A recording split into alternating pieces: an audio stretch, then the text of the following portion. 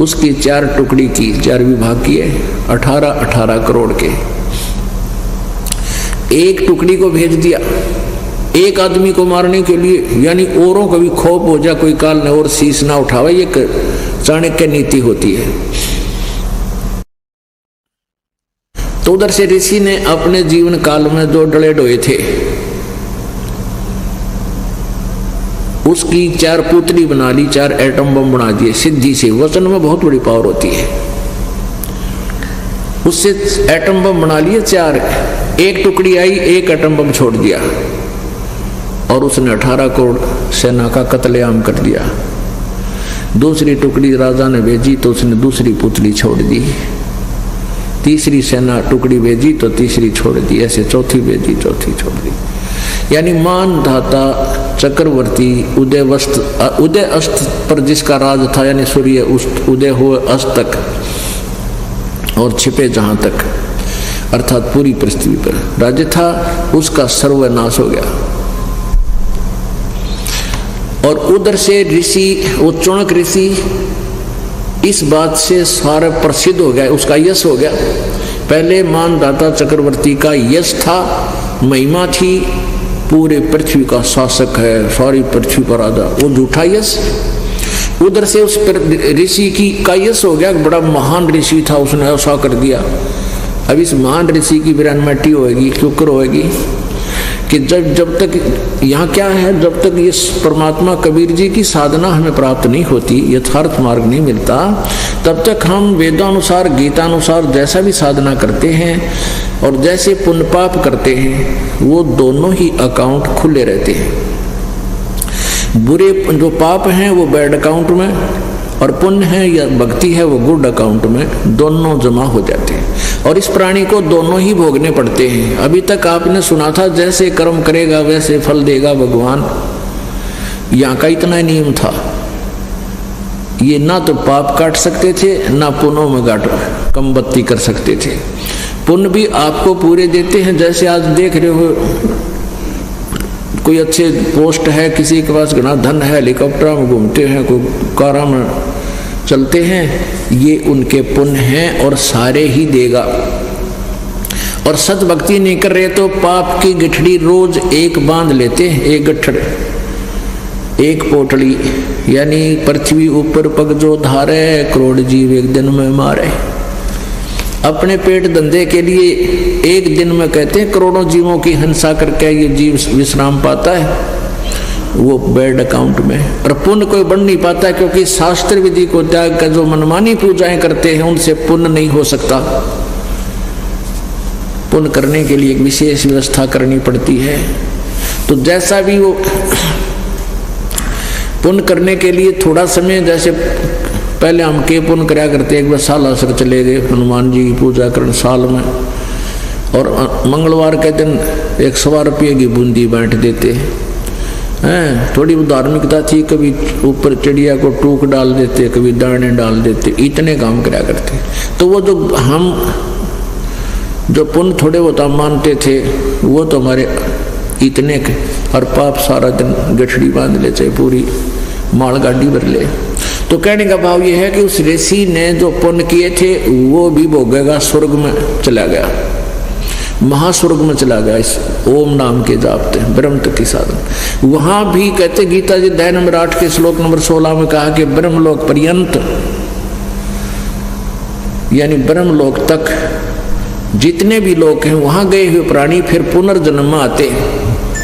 तो इस ऋषि ने जो 18 करोड़ 72 करोड़ सेना का नाश करा, अब चाहे तो कोई हथियार तो मार दे, चाहे कोई अपने शराब तो मार दे, दोनों का पाप बराबर है। अपनी सिद्धि शक्ति से मार दे, उसके पास वही हथियार है, तो दोनों का पाप बराबर है। तो फिर ये ऋषि अपने पुण्य पूरे कर लेगा, वहां पर खत्म कर देगा, फिर ये चुनक ऋषि कुत्ता बनेगा और इसके सिर में जख्म होगा, और वो जितने सैनिक मारे हुए कीड़े बनकर इसको नोच नोच के खाएंगे। तो यहां परमात्मा एक के तीर में कई शिकार कर रहे हैं। भाई उदय अस्त बीच चक्कर चले थे, ऐसी जन ठकुराई। उदय अस्त बीच चक्र चले थे, ऐसी जन ठकुराई। चौणक ऋषि स्वर कल्प करी, तब खोज न पाया राई। मन तू सुख के सागर बस रे, भाई और ना ऐसा यश रे। यहाँ के झूठे यश हैं, झूठी महिमाएं हैं, कहते यहाँ से पीछा छुटवा ले। फिर जो परमात्मा की शरण में आए हैं उनके साथ कैसी मदद करता है मालिक। भाई राम नाम प्रहलाद पढ़े थे, अरना कुछ ना भाए। उसका पिता ही दुश्मन बन गया प्रहलाद का, उसका हिरण्यकशिपु। क्योंकि प्रहलाद कहा करते पिताजी परमात्मा की भक्ति से ही जीव कल्याण हो सकता है, आपके नाम से आपकी भक्ति से नहीं हो सकता। इससे बात पे पिता पुत्र का झगड़ा शुरू हो गया। मान बढ़ाई में आकर के मेरा ही पुत्र मेरी आज्ञा का पालन नहीं करता है, तो खूब यातनाएं दी। आखिर में परमात्मा ने उसका बक्कल तारा। कहते हैं ब्राह्मण बाणा क्रम कसाई, हिरण्यकशिपु छाती तोड़वाई। तो यहाँ कहते हैं राम नाम प्रहलाद पढ़े थे, हिरण्यकशिपु ना भाए, यानी उसने अच्छा नहीं लगा। और नरसिंह रूप धरे नारायण, खम्भ पाड़ के आए। कि जो भक्ति करते हो आपके साथ भगवान रहेगा, आप प्राप्ति आएंगे उनको हल्का करेगा और बिल्कुल को आखिर कर देगा, अनर्थ कर देगा। फिर आगे भगवान उसका बक्कल तारेगा, उनकी मदद की जाती है। और ये जैसे मानदाता, जैसे चक्रवर्ती, पूरी पृथ्वी का राजा जो सत भक्ति नहीं कर रहा था उसकी बिरान माटी हुई, कुल नाश हुआ। ये डिफ्रेंशिएट कर रहे हैं हम कि यहाँ के सुख को और भक्ति नहीं करते उन व्यक्तियों का, और जो साधना सत करते हैं उन भक्तों की में कितना अंतर होता चला जाएगा। नामदेव नाम निरंजन राते, जाकी छान छवाई। नामदेव जी कहते परमात्मा की भक्ति किया करते थे, उसके साथ कैसी लीला की परमात्मा ने। नामदेव नाम निरंजन राते, जाकी छान छवाई। एक पलक में मंदिर फेरा व मर्तक गौ जवाई। मन तू सुखे सागर बसरे, भाई और न ऐसा यश रे। अभी नामदेव जी के बारे में आपको बताया था। नामदेव जी इस रोहिला कास्ट में, छिपा जाति में, छिंबी बोले हमारे का ना, छिंबी जाति में इनका जन्म था। ये पूर्व संस्कार के बहुत अच्छे, पूर्व जन्म के बहुत पुण्यकर्मी प्राणी थे। और जिनके पिछले जन्म के संस्कार होते हैं भक्ति के, वो डटे नहीं डटा करते, उनके अंदर वो अपने आप अंगड़ाई लेती है वह भक्ति। परमात्मा स्वयं कबीर जी भी जगह जगह आते हैं, रूपांतर कर लेते हैं भक्ति की स्थिति बनाए रखने के लिए। और काल भगवान चाहता है कि ये भक्ति नाश हो जाए, भगवान में आस्था किसी की रह नहीं, ये गलत साधनाएं करें, शास्त्र विधि त्याग कर मनमानी पूजाएं करके ये जीव, ये मनुष्य परमात्मा के लाभ से वंचित रहे और इनके मन में भगवान की आस्था हट जाए, ये नास्तिक हो जाए। जैसे पूरा चीन नास्तिक हो गया, चीन कंट्री, उधर से रूस नास्तिक हो गया। पहले सभी धार्मिक थे और चीन जो है महात्मा बुद्ध का अनुयायी था। उनके द्वारा बताए गए साधन भक्ति से किसी को लाभ हुआ कोई आध्यात्मिक, तो उन्होंने यही मान लिया कि भक्ति तो अपने ही कर्म से हम करके जो हाथों से वही लाभ उठा सकते हैं, परमात्मा कोई लाभ नहीं देता। और काल यही चाव है, तो ऐसे ये काल हमारे साथ ठगी कर रहा है। तो परमात्मा कबीर परमेश्वर जी स्वयं आते हैं और अपनी महिमा बनाकर चले जाते हैं, ताकि जब तक ये कलयुग ये समय है वो जिसके लिए भगवान आते रहे, यही वेद प्रमाण देते हैं। और अपनी भगवान की स्थिति के परमात्मा कुछ कर सकता है, सब कुछ कर सकता है, अनहोनी कर सकता है, होनी कर सकता है, अनहोनी को होनी कर सकता है। और तभी हमारी आस्था भगवान में बनी रहती है। तो नामदेव जी नामदेव जी ने परमात्मा कबीर जी से उपदेश लेने से पहले, और पुरानी संस्कार से जैसे हम कोई गुरु नहीं बना रखा था, फिर भी इतनी धार्मिकता थी, भगवान की मंत्र करते थे सुबह से हम, जो भी जैसा याद था, श्रद्धा थी पूरी। ऐसे नामदेव जी में एक बार एक मंदिर में आरती चल रही थी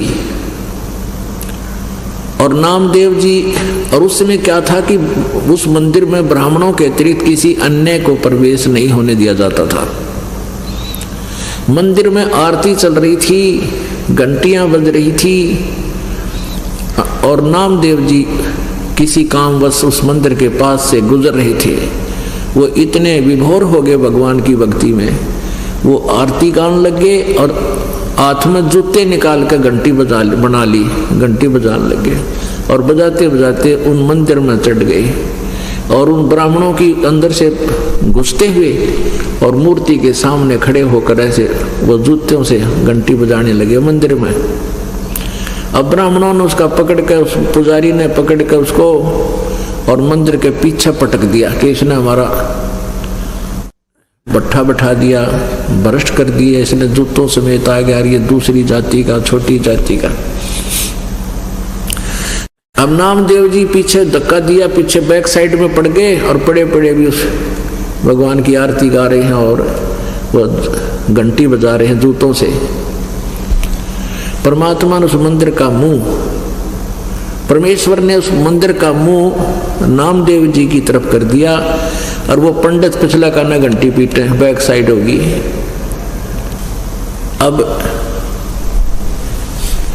परमात्मा का नाम लेने से, कबीर जी की शरण में आने से पहले भी नामदेव जी साधना करते थे। क्यों करते थे? क्योंकि उसमें पिछले संस्कार थे। और फिर परमात्मा का नाम लेने के बाद परमात्मा जिस स्थिति पर उनको लाना चाहते थे कि इस ओम से ऊपर भी कोई और मंत्र है, इसको नामदेव जी स्वीकार करना नहीं चाहते थे।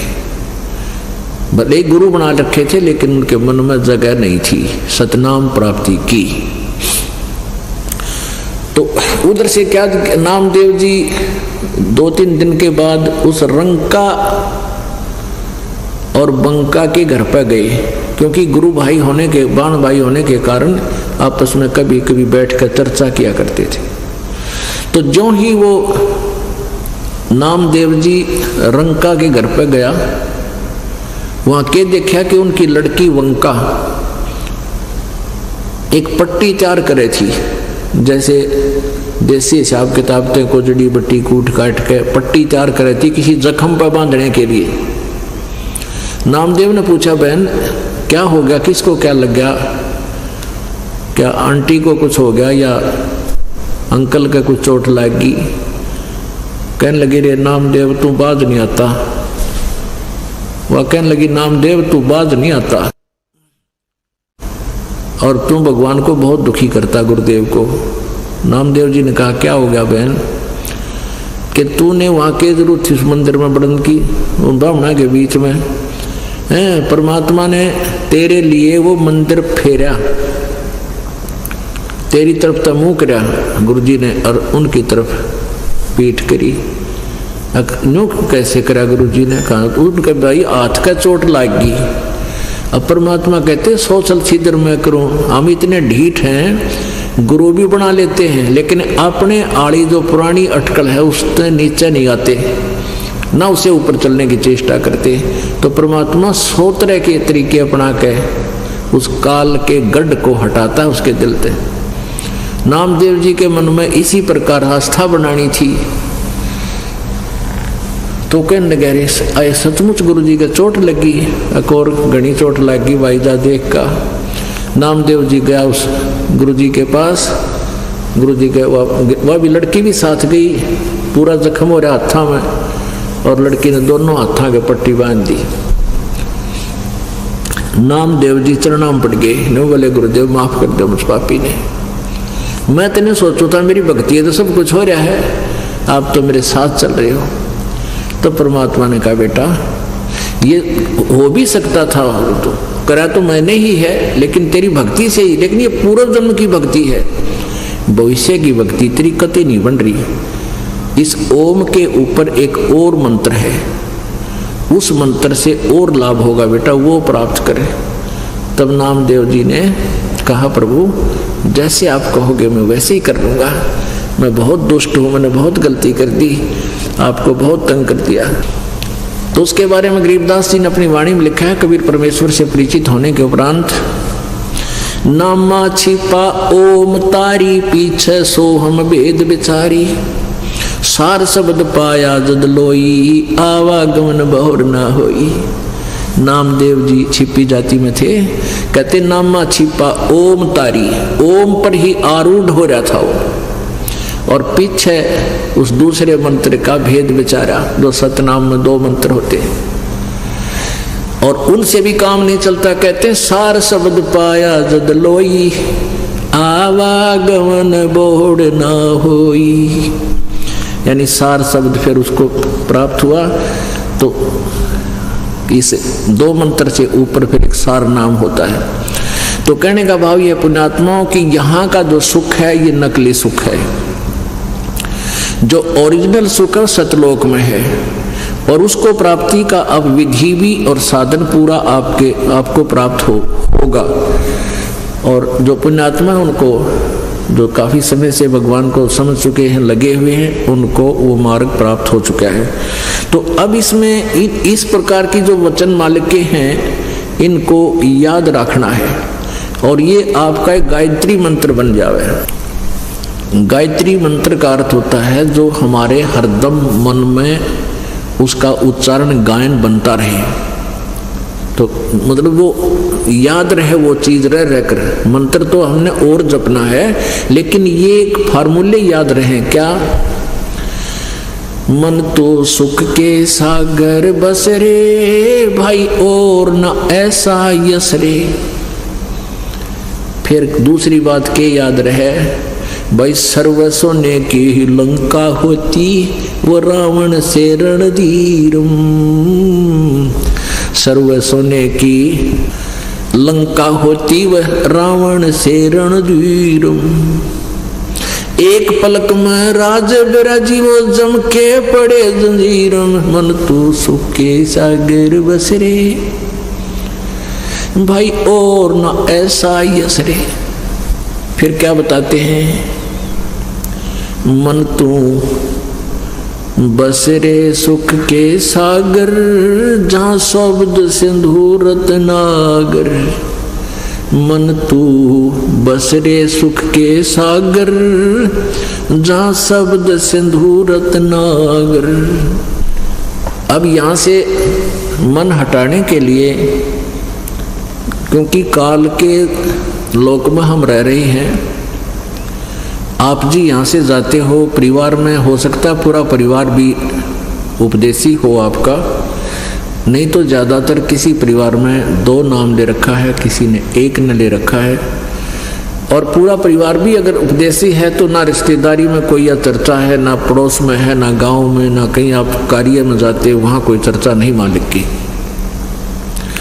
तो आपको इसलिए ये बताया जाता है कि रह कर याद रखो इस बात ने, नहीं तो संसार की चकाचौंध में आपको भूल पड़ जाएगी।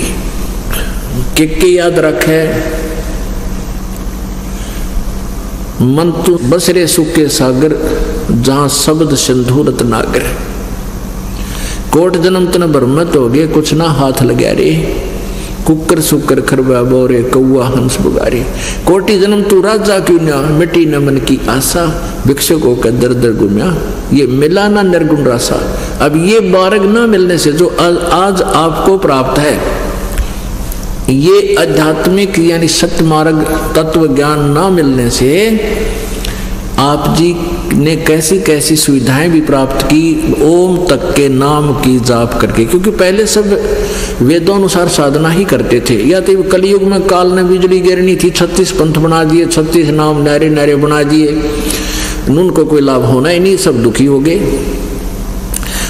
वेदों अनुसार साधना करने से भी जीव को, जैसे आप जी को महावीर जैन जी की जो जीवनी कई बार दिखाते हैं, उन्हीं के द्वारा लिखी हुई, यानी जैनियों के द्वारा लिखी हुई। तो उसमें क्या लिख रखा है कि 30 करोड़ बार तक गधा बना, 60 करोड़ बार गधा बना, 30 करोड़ बार कुत्ता, और मेरा ने कितना लिख रखा है। और फिर लिखा 80 लाख वर्ष बार, 80 लाख बार देवता बने। तो ये है यहाँ का कि पुण्य अलग लिखे जाते हैं, पाप अलग, पुण्य भी भोगने हैं, पाप भी। ये जो परमात्मा का जो विधान है ये क्लियर हुआ। तो 80 लाख बार तो देवता बन गए महावीर जैन जी का जीव, और 60 करोड़ बार गधा तो एक कब बना बतेरा। 60 करोड़ तो बहुत बूढ़ा काम हो जाए उसके जी ने। तो परमात्मा ये बताना चाहते हैं, कोट जन्म तन भ्रमत हो गए और कुछ नहीं हाथ लगा रे। आज आप करोड़पति हैं और कल मृत्यु हो जाए फिर क्या, गधापति उड़ा कि तो कुमार का फंसा पावे दे लट्ठम लट्ठा। तो परमात्मा कहे कोट जन्म तन भ्रमत हो गए, कुछ ना हाथ लगा रे। कुकर सुकर, कुत्ता गधा सुअर खर, कुकर सुकर खर बया बोरे, कौआ हंस बगारे, कोटि जन्म तू राजा की न्या।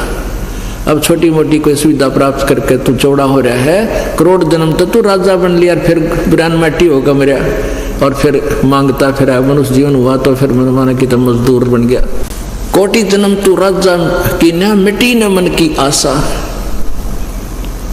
आप देखते हो जैसे कोई सरपंच बन जाता है तो इतना सोचा है मैं अगले बार चेयरमैन बनूं ब्लॉक का, फिर वो भी मान ले सूत बैठ जाए ना, सोचा इनका एमएलए में टिकट मिला है। एमएलए बन जाता है तो सोचा मंत्री का दाव तो लगे ही लगे, और मंत्री बन जाए है तेनों उकड़ू हो जाए ना, सोचे शायद अगली योजना में चीफ मिनिस्टर बन जाऊं। चीफ मिनिस्टर बनने के बाद ये उसकी नीति रहती है कि मैं प्रधानमंत्री बनूं, और फिर काल के बना देता है। जब इनकी पुण्य समाप्त हो जाते हैं वो वहीं कड़च कर देता है। जैसे पीछे आपने पढ़ा था आंध्र प्रदेश का मुख्यमंत्री जी हेलीकॉप्टर से क्रैश हो गया, 3 दिन में तो उसकी लाश पाई थी कित पड़े हंसा हो, और उनकी पता नहीं क्या क्या आशाएं थी। बात ये नहीं है कि आप ना मरोगे हम ना मरांगे, लेकिन हम मरांगे तो लेकिन भक्ति की गिठड़ी बांध के ले जाएंगे संग्रह करके, हम खाली नहीं जावांगे। और इस भक्ति के कारण हम सतलोक पहुंच जाएंगे जहां कभी मृत्यु नहीं होगी। कहते हैं कोटि जन्म तू राजा की न मिटी न मन की आशा, नहीं यूं कर दूंगा यूं कर दूंगा, और फिर इतने टिकट कट ले, जो करना था वो छेड़े भी, वो शुरुआत भी ना करी जो करना चाहिए था मनुष्य जीवन से। बात ये नहीं है कि हम संसारिक काम ना करा, नहीं, इस काम में संसारिक कार्य में एक इम्पोर्टेंट वर्क, एक सब्जेक्ट और लगाना पड़ेगा इस भक्ति और भगवान का। तो कहते हैं कोट जन्म तू राजा की ना मिटी न मन की आशा, भिक्षुकों का दर दर घूम लिया मिला नी निर्गुण ऐसा। यानी ऐसी भी साधना तूने कर ली कि एक बार नगरी से भिक्षा मांग लिया और उसको जाकर रख लिया, खाली वो खाली, अगले दिन के लिए वृक्ष का टांग दिया करते रोटियां कपड़े में बांध के, बस सूख जाती थी, खराब नहीं होती जो सूख जाती है। तो अगले दिन मांगने नहीं जाते थे, अगले दिन उनको भिगो के पानी में खा लेते थे। और भजन जो साधना उनको प्राप्त थी वो यथार्थ नहीं थी, यानी अन्य साधना जो सत्य नाम को छोड़कर जो भी साधना करते हैं वो तुम करके। कहते हैं भिक्षुकों के दर दर घूम लिया, ये मिला नहीं निर्गुण रासा। अब उन साधनाओं से जैसे आप स्वर्ग चला गया, स्वर्ग से फिर आ गया, अपने कर्म समाप्त करके पुण्य समाप्त करके फिर पाप कर्म के आधार पर पशु बन गया। कहते मिला ना निर्गुण रासा, यानी ये मार्ग नहीं मिला तुझे। इसके ना मिलने से इंद्र कुबेर ईश की पदवी ब्रह्मा वरुण धर्मराया और विष्णु नाथ के लोक को जाकर तो फिर भी उल्टा आया। असंग जन्म तन मर्त्या हो गए जीवित क्यों नाम रह रे, और 12 मद महल मठ बोरे भोर ना दे धरे रे। अभी तक आप जी ने 10वां द्वार सुना था परमात्मा की वाणी में, 12वां द्वार को पार करके हम सतलोक में जाएंगे। अब पुण्यात्माओं अब 12वां द्वार बताया जाता है तो एकदम झटका लगे। पुण्यात्मा तो इस चीज से प्रभावित होते हैं कि हमने तो आज तक 10वां द्वार सुना था, तो 12वां द्वार परमात्मा की वाणी और ये संत बता रहे हैं तो भी बहुत अच्छी बात है, क्योंकि दास जो बताएगा वो अपने सदग्रंथों में लिखी होगी और जो सदग्रंथों में लिखी वो फाइनल होगी।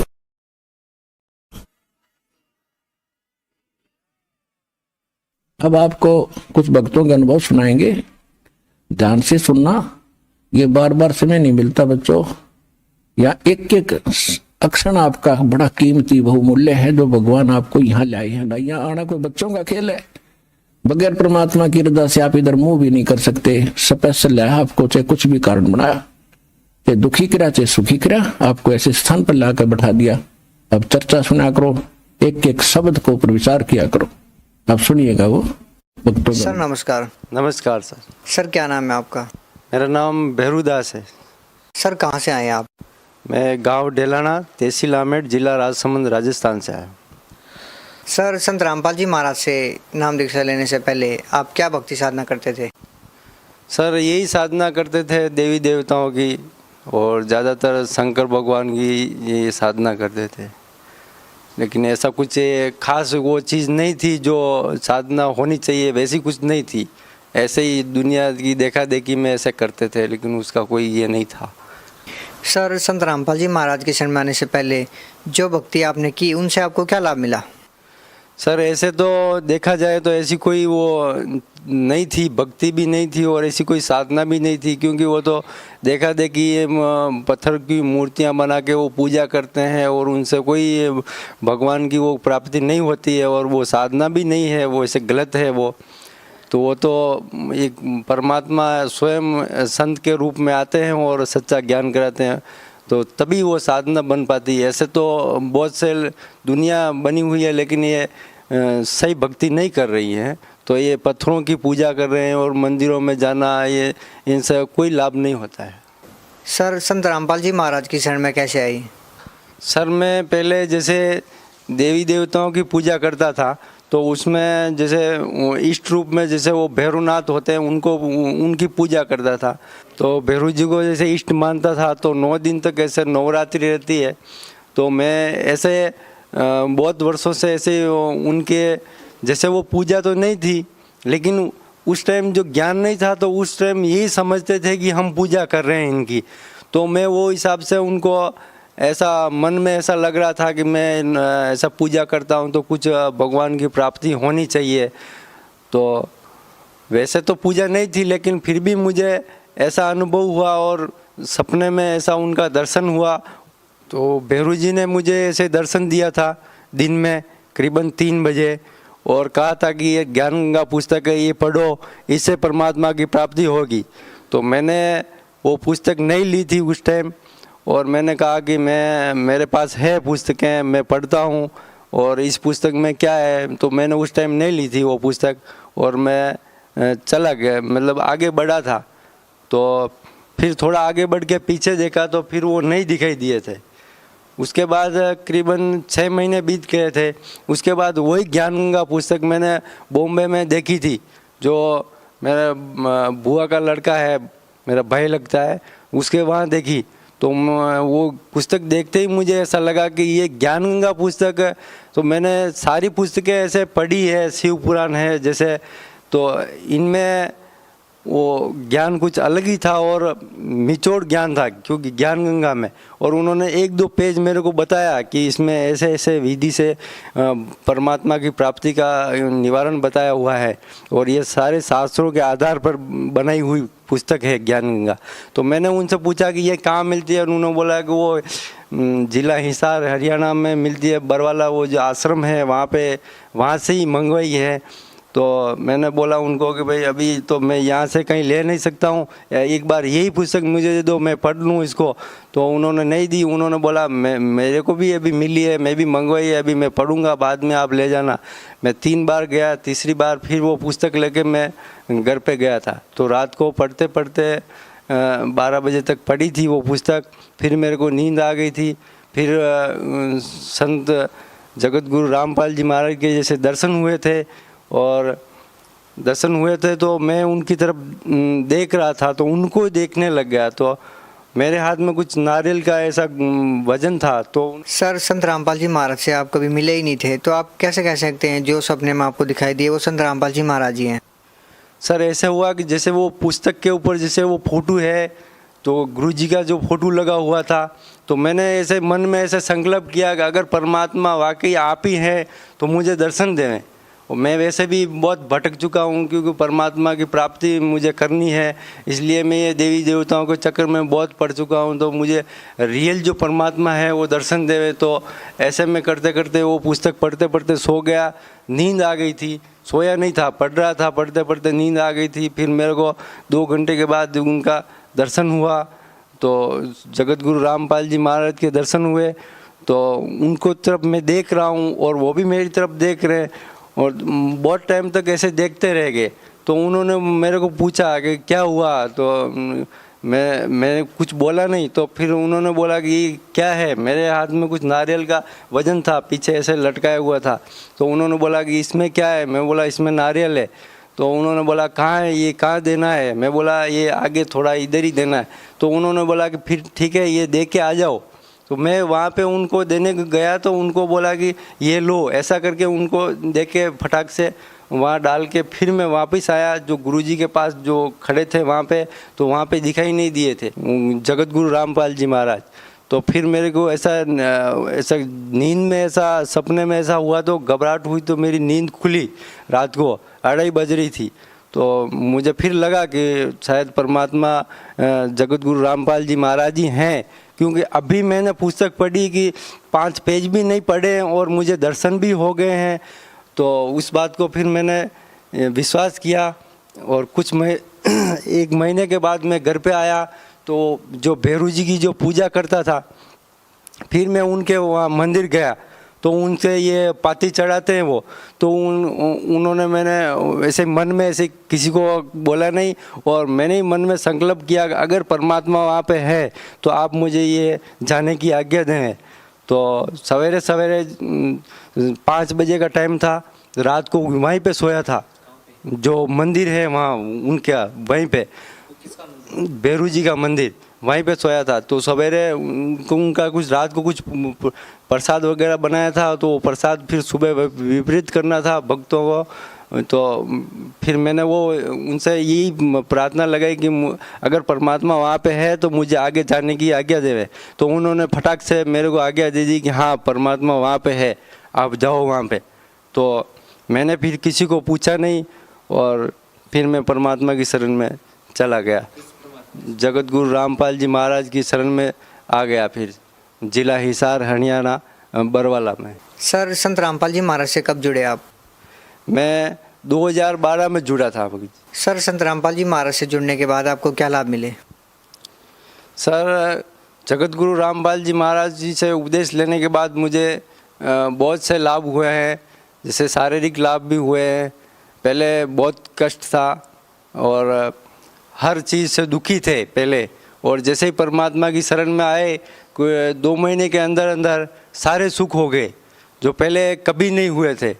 जैसे बहुत सालों से दुखी थे, जैसे परमात्मा की शरण में आने से 2 महीने के अंदर अंदर ठीक हो गए और सारे दुख दूर हो गए और सुख हो गया। तो परमात्मा स्वयं दुख को दूर करते हैं। तो बहुत से लाभ हुए हैं। पहले तो मेरे कर्जा था, जैसे कर्जा उतरता ही नहीं था, कभी उतरता था तो वापस चढ़ जाता था, डबल चढ़ जाता था।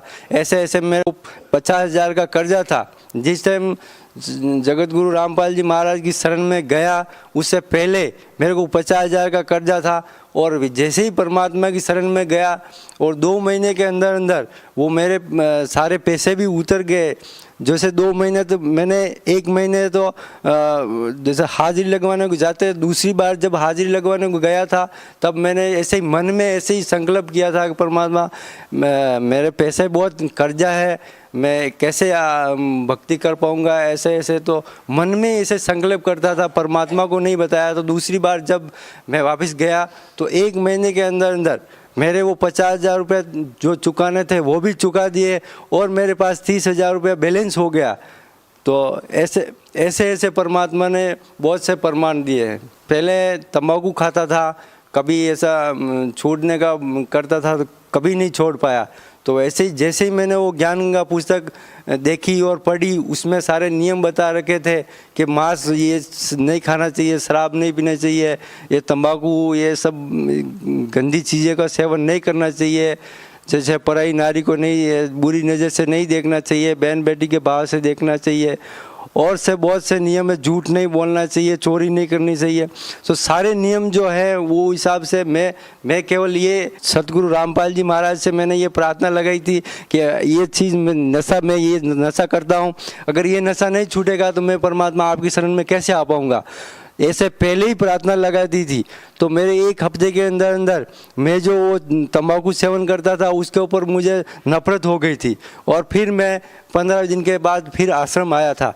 तो मुझे इतना संतुलित हुआ कि मैंने ज़िंदगी में बहुत बार ऐसे तंबाकू छोड़ने की कोशिश की लेकिन नहीं छोड़ पाया, और जैसे परमात्मा को प्रार्थना लगाई और एक हफ्ते के अंदर मेरे को इतनी नफरत हो गई वो चीज़ों से। तो वाकई पूर्ण परमात्मा जगत गुरु रामपाल जी महाराज ही हैं। एक्सीडेंट हुआ था अभी मेरा, तो उसमें भी मैं जैसे काम पर जा रहा था, अभी की बात है, अभी ये 18/9 की बात है, 18/9/2015 की बात है, अभी 1 महीना पहले की। एक्सीडेंट ऐसे हुआ सर कि मैं जा रहा था तो ऐसा टर्न आता है एक रोड के ऊपर, तो टर्न के अंदर ऐसे आगे से गाड़ी आई, बड़ी गाड़ी आई स्पीड में, तो वो टक्कर लगी। तो मेरे को कुछ पता नहीं था कि वो कौन क्या गाड़ी थी, सामने से क्या आया था, और मैं नीचे गिर गया था। करीबन सर फट गया मेरा, और 3-4 जगह से ऐसा फट गया था। मैं आपको रिपोर्ट दिखाता हूँ, उसके अंदर बताया हुआ है। मेरी उम्र है 32 वर्ष की, और मेरा नाम है भैरूलाल, और मेरा ये एक्सरे का ये डेट है 19/9/2015 की, और मेरे को 2 दिन के बाद होश आया था। तो ये रिपोर्ट है मेरा, ऐसा पूरा ये सर फटा हुआ है 3 तरफ से। जो मैं 2 दिन के बाद मेरे को वापस होश आया था।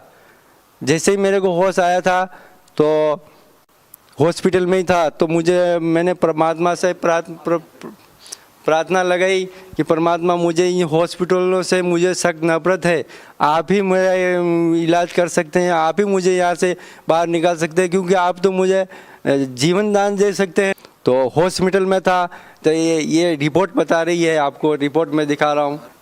जैसे ही एक्सीडेंट हुआ तो वहाँ पर ही मेरा ये सर फटा, तो वहाँ पर ही करीबन 1 लीटर खून वहीं गिर गया, गाड़ी के ऊपर और रोड के ऊपर, और मेरा खिला जो हाथ के सर में लगा हुआ था वो खिला नहीं निकला था। और वहाँ पे कोई काम करने वाली थी पास में, तो वो लेडीज़ थी, और रोड पे कोई आने जाने वाला कोई नहीं आ रहा था। वो जा रहे थे आ रहे थे, लेकिन वहाँ कोई रुक नहीं रहा था, क्योंकि उनको जो एक्सीडेंट होते हैं वो उनको पता रहता है कि अपन रुकेंगे तो कुछ भी फंस जाते हैं, कुछ हो जाते हैं। इसके लिए सर आपको कैसे पता चला? सर चोट लगने के बाद आप बेहोश थे या होश में थे? सर मैं होश में नहीं था, मुझे दूसरों ने बताया गया है कि वहाँ पर एक लेडीज़ आई थी और उसने मेरा ये खिला जो लगा हुआ था उसको निकालने की कोशिश की, पूरी कोशिश की उसने, लेकिन वो खिला नहीं निकला। तब तक फिर मैं करीबन पौना घंटा तक वहाँ पे रोड पे वैसे बेहोश पड़ा था, तो मुझे कुछ पता नहीं। फिर वो एम्बुलेंस आई और पुलिस आई, तो पुलिस वाले ने फिर वो घेरा बना लिया और एम्बुलेंस में डाल के वो लेके गए हॉस्पिटल में। फिर वो डॉक्टर ने वो खिला निकालते तो फिर वो अंदर से चेक करते कि अंदर कुछ है तो नहीं, तो वो जितना और भी खून था अंदर, आधा पौन लीटर और खून था, वो भी निकाल दिया उसने, पूरा भेजा ही खाली कर दिया। इसके अंदर कुछ खून रखा भी नहीं था, क्योंकि वो चेक करते हैं कि अंदर कुछ है तो नहीं, अगर कुछ रहता है तो फिर उसको फिर इलाज होता नहीं भेजेगा, इसलिए उसने वो खाली कर दिया। फिर उसने टाँका लिया, तो मेरे होश में नहीं था, तो उस टाइम जब उसने पट्टी बांधी, मेरे को टाँका लगा के यहाँ पे दवाई लगा के फिर उसने पट्टी बांधी, मेरा एक ये हाथ, केवल एक हाथ ही मेरा ऐसे पड़ा था, तो पूरा शरीर तो नहीं हिला, केवल ये एक मेरा ये हाथ हिला, यहाँ से ऐसे हिला और ऐसे ये पट्टी की तरफ ऐसा आया, फिर ऐसा गिर गया, फिर मुझे कुछ होश नहीं, केवल इतना सा ये पट्टी का ये हाथ मेरा ऐसा आया, उसके बाद में मुझे कुछ होश नहीं। फिर उसके बाद में मुझे वहाँ से उन डॉक्टर ने बताया कि अभी ये जिंदा हो सकता है, क्योंकि उन्होंने तो एक बार तो मरा हुआ घोषित कर दिया था। गांव वाले सारे बोल रहे थे कि अभी वो तो मर चुका है, उसको तो लेके आओ, फिर जलाएंगे, क्योंकि जब नष्ट हो जाएगा तो फिर कल जलाना पड़ेगा, इसके लिए आज ही लेके आओ, आज ही जलाएंगे। लेकिन उस डॉक्टर ने बताया कि अभी देखो, अगर इसको आगे लेके जाओ बड़े हॉस्पिटल में, बच सकता है तो बच सकता है, क्योंकि वो हाथ जो हिला उस हिसाब से उस डॉक्टर ने बताया, नहीं तो वो भी बोल रहा था कि वो तो मर चुका है। लेकिन मेरा ये हाथ हिलने से उसने बताया कि आप एक काम को आगे लेके भागो। मेरे को आगे लेके गए, वहाँ पर भी मेरा होश नहीं आया था, वहाँ पे मुझे भर्ती किया गया था। दूसरे दिन फिर मुझे बोतलें भी चढ़ाई थी, जैसे ग्लूकोज की बोतल चढ़ाई थी, खून की बोतल नहीं चढ़ाई थी, ग्लूकोज की बोतल चढ़ाई थी। फिर दूसरे दिन जिस दिन उदयपुर लेके गए थे उस दिन भी होश नहीं आया, फिर दूसरे दिन सवेरे मेरे को होश आया था। तो होश आते ही फिर मुझे ऐसा लगा कि मैं कहाँ हूँ क्या हूँ। तो मुझे पहले जो एक्सीडेंट हुआ किससे हुआ वो मेरे को नहीं पता था। फिर मैंने 1 घंटा तक तो जैसे मेरा होश आया तो मैं ऐसा उठा तो मेरे नाक से मुंह से ऐसा खून गिरने लगता है। वो सब बोलते हैं कि वापस सो जाओ, अभी तो बहुत खून गिर रहा है। तो मैंने ऐसे वापस सोया। सोते जगत गुरु रामपाल जी महाराज से प्रार्थना लगाई कि हे गुरुदेव, अगर ऐसा रहूँगा तो मेरा तो यहीं हो जाएगा, यहीं मैं इतना जीता जी नरक हो जाएगी मेरी। तो ऐसे प्रार्थना लगाई थी। 2 घंटे के बाद फिर मैं वापस उठा खाट के ऊपर, तो मेरे खून गिरना बंद हो गया था। मेरे नाक से मुंह से जो खून गिर रहा था वो खून गिरना बंद हो गया था। सर कितना खर्चा आ रहा था आपके ट्रीटमेंट के लिए? सर जब वो प्राइवेट हॉस्पिटल में मेरे को लेके गए थे, वहाँ पे उसने 2 घंटे तक रखा था। 2 घंटे के बाद उसने बताया कि अभी 2 लाख रुपए जमा कराओ तभी आगे इलाज होगा, और उसको एसी में डालना पड़ेगा। वो तो वैसे भी अभी मैं कुछ बता नहीं सकता हूँ, जिंदा है मरा हुआ है, उसको एसी में डालना पड़ेगा। उसके बाद ही कुछ इलाज चालू होने के बाद ही कुछ बताऊँगा। इसके लिए वो मेरे भाई को बोला कि 2 लाख रुपये फटाफट जमा कराओ अभी का अभी। तो मेरे भाई के जो ससुर जी थे उन्होंने उनसे बात की, तो उन्होंने बोला कि कहाँ पे रहे हो, तो उन्होंने बोला वो गीतांजलि हॉस्पिटल है उदयपुर उसके अंदर। तो उन्होंने बोला कि वो प्राइवेट हॉस्पिटल है और वो वहाँ पे इलाज सही नहीं होता है, और तो वहाँ से आप फटाफट निकालो बाहर और जो महाराणा भोपाल जो सरकारी हॉस्पिटल है वहाँ लेके जाओ। फिर मेरे को वहाँ से निकाला गया और वो महाराणा भोपाल वो सरकारी हॉस्पिटल में उसमें लेके गए। 7-8 किलोमीटर की दूरी पे ही है। तो वहाँ पे लेके गए महाराणा भोपाल में। वहाँ पे मेरे को 2 बोतलें चढ़ाई। तीसरी बोतल चढ़ा रहे थे तो हाथ में नहीं चढ़ रही थी। ग्लूकोज की बोतल चढ़ा रहे थे तो हाथ में नहीं चढ़ रही थी। ये हाथ में 2 बोतल चढ़ी फिर नहीं चढ़ रही थी, तो उससे इस हाथ में चढ़ा रहे थे। तो वो सुई लगाते हैं तो वो बोतल नहीं चढ़ती, आगे जाती नहीं। तो 4-5 बार ऐसा सुई लगाई निकाली, सुई लगाई निकाली। फिर मेरे को धीरे धीरे ऐसा होश आया।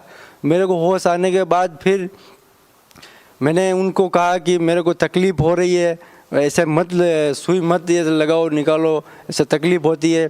तो उसको ऐसा लगा कि ये तो अभी होश में आ गए हैं। तो उन्होंने बोला ठीक है अभी नहीं लगाएंगे। फिर 2 घंटे के बाद वो डॉक्टर आया। वो डॉक्टर ने एक इंजेक्शन लगाया और बोला कि अभी तो इलाज चलेगा 8-10 दिन। मैंने मेरे भाइयों से बोला कि मेरे को कोई इलाज नहीं करवाना है, मैं तो ठीक हो जाऊंगा, अभी परमात्मा ठीक करेंगे, और मैं वैसे भी अभी ठीक हूँ। मैं उनको ये बताया मैंने। तो मेरे भाई हंसने लगे, बोले वो तुम्हारा सर पूरा फटा हुआ है और तुम बोल रहे हो मैं ठीक हूँ, कैसे ठीक हो तुम? तो जब वो डॉक्टर था तो डॉक्टर के सामने ही मैंने बोला था। तो डॉक्टर भी ऐसा बोल रहा है कि ये मरीज़ तो मैं ऐसा मरीज़ पहली बार देख रहा हूँ जो इतनी कॉन्फिडेंस से बोल रहा है और उसका सर फटा हुआ है। जैसे ऐसे केस तो जिंदे भी नहीं रहते, मर जाते तुरंत, और ये जिंदा है। और अभी 2 घंटे पहले इसके मुंह से नाक से खून गिर रहा था। अभी मैं 2 घंटे के बाद जो मैं आया हूँ इसको इंजेक्शन लगाने, तो ये ठीक कैसे हो गया और चल रहा है। ऐसा कैसे हो सकता है? वो दूसरों को बोल रहा है, मुझे नहीं बोल रहा है। जो उनके साथ में जो नर्स रहते हैं उनको बता रहा है। तो मैंने उनको बोला अभी मैं तो छुट्टी दे दो, अभी मैं जा रहा हूँ अभी। तो उन्होंने बोला नहीं ऐसे नहीं जा सकते, अभी तो करीबन 10 दिन तो आपको इलाज यहाँ पे करवाना ही है और चलेगा यहाँ पे इलाज। मैंने बोला अब मैं इलाज नहीं करवाने वाला हूँ और अब तो परमात्मा ही इलाज करते हैं और वही करेंगे मेरा इलाज। वैसे मेरे को परमात्मा ने ही ठीक किया, मैं इन चीज़ों पे विश्वास नहीं करता, क्योंकि इतना ख़तरनाक एक्सीडेंट होता है तो उससे इंसान नहीं बच सकता है। और वैसे मेरी आयु वहीं पे समाप्त हो चुकी थी, तो आगे मुझे परमात्मा ही नहीं आगे मेरी आयु बढ़ाई और जगत गुरु रामपाल जी महाराज ही हैं पूर्ण परमात्मा जो मुझे जीवन दान दिया। सर भगत समाज को क्या संदेश देना चाहते हैं? मैं भगत समाज को यही संदेश देना चाहता हूँ कि जो लोग भगत समाज जैसे ये परंपराओं की रीति रिवाज से चले आ रहे हैं, तो उनको जब आज ये बताते हैं शास्त्रों के अनुसार, जो भक्ति मार्ग बताते हैं कि भाई आप ये गलत साधना कर रहे हैं, ये पत्थर पूजना, ये सब आडंबर करना, ये सब गलत है, और वो आगे जो लोग थे उनको नहीं पता था, तो आप अभी समझदार हो, आप पढ़े लिखे हो, आप पढ़ो इन चीज़ों को और ज्ञान ग्रहण करो और सच्ची भक्ति करो, तो इसी से आपका लाभ होगा। इन दूसरी ये परंपराओं से ये जो चली आ रही है, वो बोलते हैं कि ये तो हमारे बाप दादा की बनाई हुई है, ये पूजाएं हैं, इनको ही करेंगे, ये नहीं करेंगे।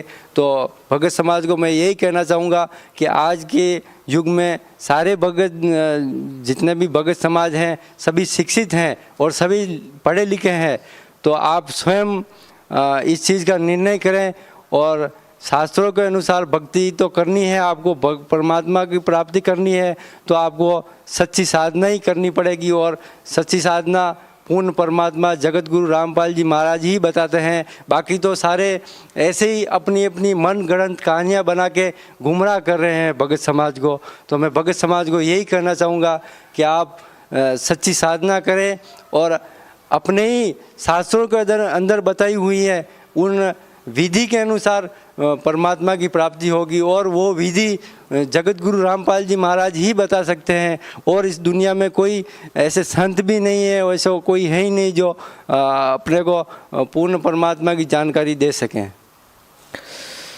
सर जो श्रद्धालु संत रामपाल जी महाराज से जुड़ना चाहते हैं वो संत रामपाल जी महाराज से कैसे जुड़े? सर वैसे तो भगत समाज को मैं यही संदेश देना चाहूँगा कि सभी जगह पे, जैसे राजस्थान में भी बहुत सी जगह पे आश्रम खुले हुए हैं, जैसे नामदान स्थल के लिए, तो सारी जगह पे खुले हुए हैं। हर एरिया में, दिल्ली जाओ, यूपी जाओ, बॉम्बे जाओ, गुजरात जाओ, कहीं पे भी जाओ, एमपी जाओ, राजस्थान जाओ, मद्रास जाओ, तो सभी जगह पे खुले हुए हैं। तो परमात्मा की प्राप्ति मंत्र जाप वो दीक्षा देते हैं, तो वो सीडी के माध्यम से देते हैं, तो उनसे आप प्राप्त कर सकते हैं। और परमात्मा वैसे तो अंदर नहीं है, वो तो एक दुनिया को दिखाने के लिए लीला कर रहे हैं। वो तो परमात्मा तो कण कण में व्यापक है, तो परमात्मा तो सब जगह है। तो इसलिए परमात्मा की प्राप्ति अगर भगत समाज को करनी है और परमात्मा की प्यारी आत्मा अगर भगत समाज परमात्मा की शरण में आना चाहते हैं, तो आप सभी कहीं पे भी नाम उपदेश ले सकते हैं। सारी जगह पे खुले हुए हैं जो आश्रम, जो आप कहीं पे से भी नाम उपदेश ले सकते हैं। और टीवी के ऊपर साधना चैनल के ऊपर 7:30 से 8:30 बजे तक सत्संग आता है जगत गुरु रामपाल जी महाराज का, तो उसमें भी नीचे नंबर दिए हुए हैं, तो आप उन नंबरों के ऊपर संपर्क करके भी आप नाम उपदेश ले सकते हैं। सर जब आप सतलोक आश्रम बरवाला में जाते थे तो आपको कैसा महसूस होता था? सर जब हम सतलोक आश्रम जाते थे बरवाला में, तो ऐसा लगता था जैसे हम बहुत बड़ी कैद से छूट के जा रहे हैं। जब जाते थे भी इतनी खुशी होती थी, उसका कोई ठिकाना नहीं रहता था, क्योंकि परमात्मा जहाँ विराजमान रहते हैं वहाँ तो घर से रवाना होने से पहले ही सुख हो जाता था। जीव को इतना शांति हो जाती थी कि जिसकी कोई सीमा नहीं होती थी, और ऐसा सुख कभी नहीं होता संसार जिंदगी में, कभी नहीं हुआ जैसा सुख परमात्मा की शरण में आने के बाद हो रहा है।